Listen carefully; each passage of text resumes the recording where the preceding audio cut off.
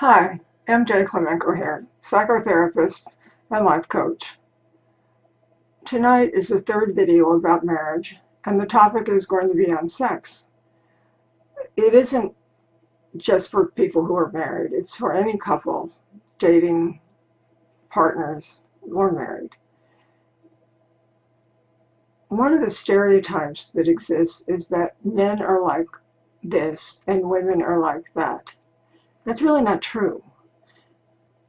Sometimes men feel unheard, feel unloved. Sometimes women feel unheard and unloved. It, it's generally true that men are more visual than women, but it's not always true.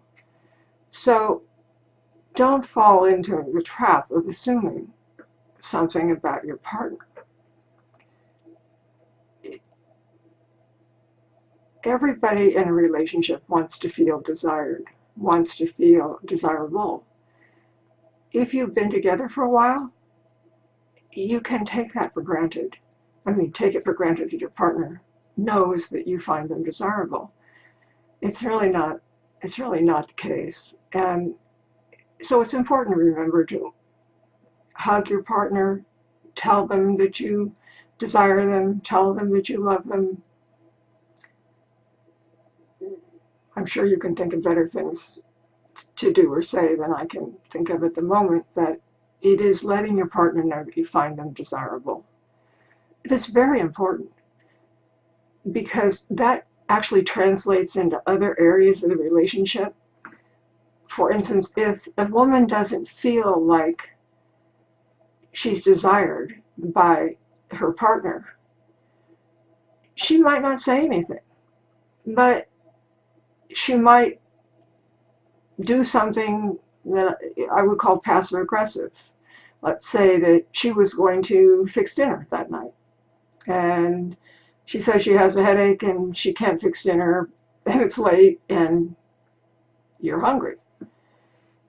Um, the passive aggressive part of that would be that for some reason something occurred where she felt like you didn't desire her, you didn't want her, and she doesn't want to bring it up, but she's acting it out in another way. Another thing that happens with couples is that one or the other doesn't want to have sex at the same time their partner does. Now, if this goes on for a long period of time, I think a long period of time depends on your age. If you're, I don't know, under the age of 65, if you don't want to have sex with your partner once a week or once every 2 weeks, or your partner doesn't want to have sex with you once a week or once every 2 weeks, there's probably something going on that you need to find out about. As people get older, they should have some kind of sexual contact, but that depends on how well they are, how old they are. But a healthy human should be able to enjoy some kind of sex until they die, as long as they remain healthy or relatively healthy. So if a person, I'll just use just for this example, I'm not trying to be sexist or make more stereotypes than there are, but in order for me to explain this, I have to use one or the other. What I do hear this frequently, is a man will say in my office when they come for couples counseling that she's no longer interested in having sex. And she will say, all he ever wants is sex. We never do anything. He doesn't talk to me. All he wants is to have sex. And he'll say, well, why do I want to do anything with you when you don't even want to have sex with me anymore? So then you have the dog chasing its tail, because she doesn't want to have sex with him because he doesn't do anything and doesn't with her or talk to her. He doesn't want to talk to her or do things with her because she's not having sex with him. Where do you break in on that? It's a pretty difficult one for couples to do by themselves, particularly, and it's It can be complicated even for a therapist to help the couple with. It happens, but it might take a little while because no one's to blame. Now, like I started to say, if you're not having sex and you're young enough to be having sex once a week, and I consider young anybody under the age of 65, and you just don't feel like you want to have sex with your partner, let's say in this case a woman will say, I don't want to have sex with him anymore. I'm not interested. And he'll look at me and go, see, that's the problem. Well, that's an interesting declaration, because when two people come together in a relationship, most often, sex is part of that coming together. It's an implied agreement that sex is going to be part of the relationship. If one person decides that they are not interested in having sex anymore, in this case it would be the woman, it can also be the man, but then the marriage contract or the relationship contract has to be discussed, and the rules have to be changed, because it's okay for one person not to have sex anymore, ever, if that's what they want. But it's not okay for a person to eliminate the sex life of their partner. It's just not, it's not all right, it's not fair, and it does happen, and it happens more frequently than lay people would probably think.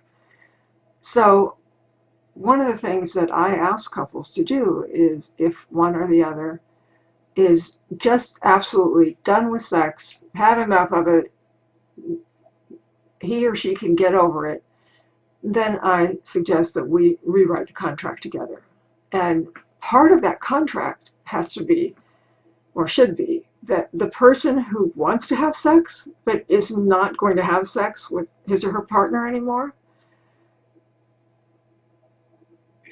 should be able to have sex with someone else or other people or whatever the agreement is. Effectively, one person can't tell the other person they're never going to have sex again. I think most often, if there's a sexual problem going on in a relationship, it can be resolved because it's a symptom of a deeper problem, and the therapist can help you figure that out and then take care of it.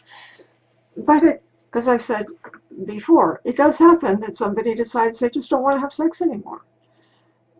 And they're pretty shocked when I suggest, okay, well, let's talk about redoing whatever implied or written contract or marriage vows or whatever you have with each other. Sometimes the couple, it'll be a don't ask, don't tell. Sometimes the other person wants to know.